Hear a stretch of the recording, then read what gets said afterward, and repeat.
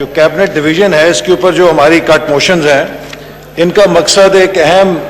وزارت جو کہ نرو سینٹر ہے حکومت کا، یہ صدر، وزیر اعظم اور کابینہ کے تمام اراکین سے متعلق ہے اور کابینہ کے اجلاس،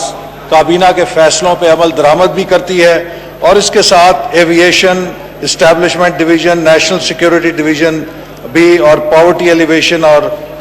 سوشل سیفٹی ڈویژن کے بھی معاملات جڑے ہوئے ہیں۔ جناب والا، جیسے میں نے کل بجٹ سپیچ میں بھی کہا تھا کہ یہ حکومت جب آئی اس نے لوگوں کو اتنی امیدیں دلائیں اور ایک نئے پاکستان کا خواب دکھایا، اور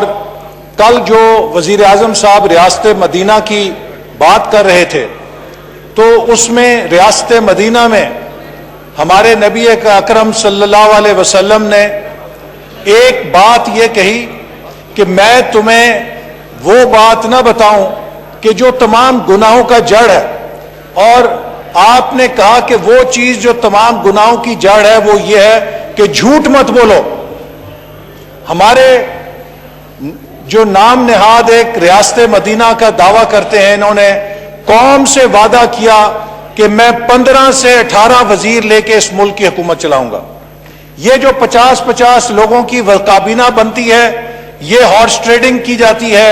رشوت دی جاتی ہے، نالائق لوگوں کو مسلط کیا جاتا ہے۔ آج جناب یہ کابینہ ڈویژن کو اگر آپ ریکارڈ نکالیں تو پاکستان کی تاریخ کی سب سے بڑی کابینہ ہے جس کا بوجھ اس عوام نے اٹھایا ہوا ہے۔ اس کے بعد کہا گیا کہ جی ریاست مدینہ میرٹوکریسی ہے۔ میں اسپیکر صاحب کہنا چاہتا ہوں، پاکستان کی 72 سالہ تاریخ میں کسی کابینہ کے اراکین کے اتنے لطیفے مشہور نہیں ہوئے جتنے اس کابینہ کے اراکین کے لطیفے دنیا میں مشہور ہوئے ہیں، بلکہ ہیڈ لائنز میں چھپ رہے ہیں۔ اب ان کا میں فردن ذکر نہیں کرنا چاہتا کیونکہ کسی کی دل آزاری ہوگی۔ اللہ اکبر اللہ